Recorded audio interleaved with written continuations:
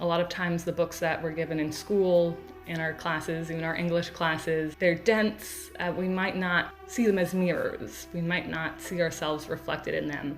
But I assure you, there are a lot of books out there that you all could relate to more. So I encourage you to go out and find those books and read them. And it's not just important for finding yourself reflected in books, in literature, but reading actually helps build empathy, compassion, and understanding. And we're going to go through that a little bit today.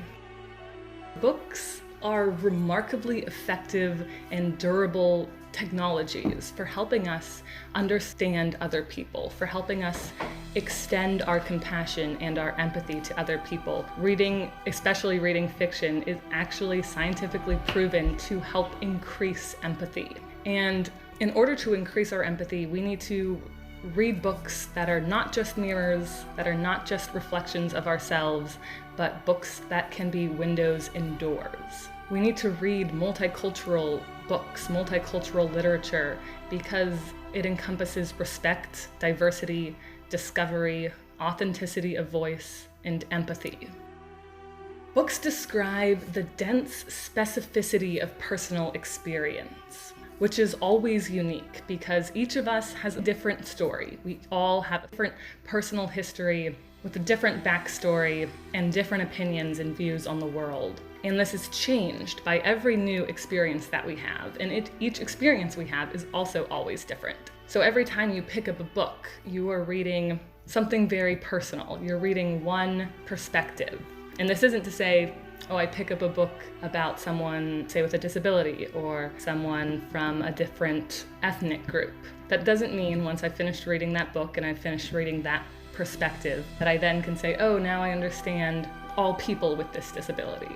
No. Each time you read a new story, you hear that new perspective, you now know one more perspective, just one. And once we realize that books are like people, they're all unique, they're all telling a different story, and that people are like books, we're all unique, then it helps us to extend our empathy and extend our compassion, and it helps us to understand each other more. It keeps us from making generalizations and stereotypes. So reading is really important, as I've been saying, because it has a privileged place in defining and explaining who we are and defining what it means to be a human being. And this helps us, right, again, understand other people more. So science, even the social sciences, they're third-person discourse, which places severe limitations on the study of human experience. So if you're reading a psychology or a sociology article or book, it's about statistics and groups of people, and it generalizes. But a book, when you pick up a book, especially a first-person novel, you're reading it in first person. I did this, I saw that, I felt this.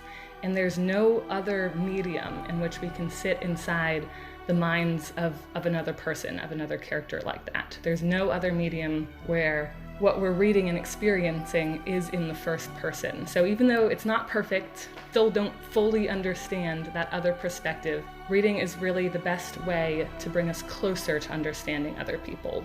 And not just other people, right? It's not just a window or a door, they're also mirrors. So here's a quote by the author Ta-Nehisi Coates. "The pursuit of knowing was freedom to me, the right to declare your own curiosities and follow them through all manner of books. I was made for the library, not the classroom. The classroom was a jail of other people's interests. The library was open, unending, free. Slowly, I was discovering myself." So when we're reading books about different people, it's not just teaching us more about them, it's also helping teach us about ourselves and about the universal qualities of the human experience. So again, what we read in our classroom, the books that you're assigned, someone else is assigning them for you. It's not the books that you would necessarily go out and want to read, but that doesn't mean that there are not books out there that you will want to go out and read. So I do encourage you all to find those books. The phenomenon of experience, of existing, of being human, it's a first-person matter. We all experience it as I, as first person. And a novel, a work of fiction, is humanity's most successful effort of describing what it is like to be an individual, what it is like to be human. So this is a quote by another author, David Foster Wallace. In dark times, the definition of good art would seem to be art that locates and applies CPR to those elements of what's human and magical that still live and glow despite the time's darkness. Really good fiction could have as dark a worldview as it wished, but it'd find a way to both depict the world and to illuminate the possibilities of being alive and human in it. Why is it important to get different perspectives, right? Reading books shows you different perspectives, but why is it important to hear different people's stories, to try our best to empathize and have compassion with other people if human DNA is about 99% the same? Why are we spending so much time and energy on this remaining 1%? Well, without this single thread of difference, life would lose its meaning. This last 1% is the thing that shapes us as unique and interesting individuals, and we are all unique and interesting individuals. It is this last 1% that makes us who we are. And we can't generalize or have stereotypes about this 1% because everyone is different. So here's a quote by another author. Sometimes the assumptions we make about others come not from what we have been told or what we have seen on television or in books, but rather from what we have not been told. The distortion of historical information about people of color leads young people and older people too to make assumptions that may go unchallenged for a long time. What we're not reading, what we're not experiencing, what we're not seeing leads us to make assumptions and generalizations and stereotypes. These assumptions can have really dire consequences for a lot of people. The ways in which other people describe us becomes, in addition to our own self-concept, part of the broad conversation of competing narratives that attempt to define us. So we cannot push our impression of other people onto them. We cannot make assumptions and generalizations. We have to try to really see everyone as a unique individual. And we need to listen and hear and read. It is one thing to hear someone, but it is another thing to really try to listen to it, to try to take the time to understand it. And that is what we need to start doing more. So what can we do? We can read. We can be active, socially responsive participants in the curation of our own worldview, in the curation of our own minds. We need to make a commitment to learn about the wonderfully beautiful, dynamic, and powerful works of diverse artists, writers, musicians, and historians, because only by taking the time ourselves to go out and learn about different people, to go out and read and listen, only then can we control what we think of the world and the people around us. And then we can go out and change it. We need to go beyond sympathy, beyond, oh, I feel bad for this person or these people, beyond empathy even. Empathy is feeling with someone else. We need to go all the way to compassion. The difference between empathy and compassion, empathy you feel with the other person, and compassion is actually the call to action. It is, I feel so strongly. I feel for you so deeply that I am actually going to act on these feelings, that I am going to try to do something. We all need to start with reading so that we can increase that empathy and compassion in ourselves, so that we can be motivated to make meaningful change. Learning doesn't have an expiration date. It's our job, our responsibility to take the time to educate ourselves so that we can better educate, understand, interact with, and love each other. Here's a quote by another author. Listen and watch the world around you. Don't be satisfied with the answers other people give you. Don't be satisfied. Go out and find the information on your own, because again, you are responsible for the curation of your own minds. You are responsible for gathering all the information yourselves and not just listening to what other people tell you. I'm going to read you a little something by another author, S.K. Ali, who was part of an article that she wrote. The first time I saw myself, I got scared. I was 12, and I'd brought my plate of lentils and rice into the living room in order to sit beside my dad as he watched the news.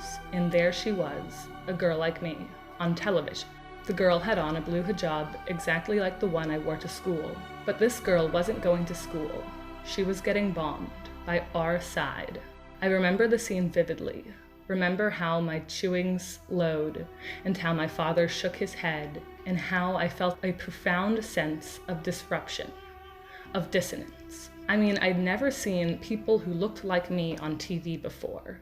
This was my earliest memory, a searing one, of seeing myself presented, or rather myself presented to me. Growing up, looking in the mirror meant seeing the negativity surrounding my Muslim identity reflected back, almost web-like, over my real self. Viewing yourself as others have misconstrued you either silences you or enrages you. Both of these outcomes are detrimental at the individual as well as at the societal level. This author could not find herself reflected in books, could not find herself reflected in TV. Her perspective, her story was not one that was being shared, let alone read or seen or listened to. What she did is she went out and wrote the books that she wished she had had as a child. She became that voice. So if you do want to take the step beyond reading different perspectives, to actually become that voice, become that gap that you see or that you may be experiencing in your community. I have another author quote. The one thing that you have that no one else has is you. Your voice, your mind, your story, your vision.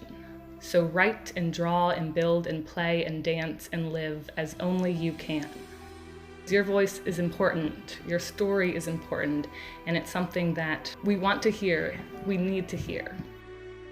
This picture was taken this past Saturday outside of Chantilly High School. I really do encourage you all to be proactive, to read, to listen, to try to understand, to have compassion, so that you can take these feelings, this empathy, and you can turn it into action.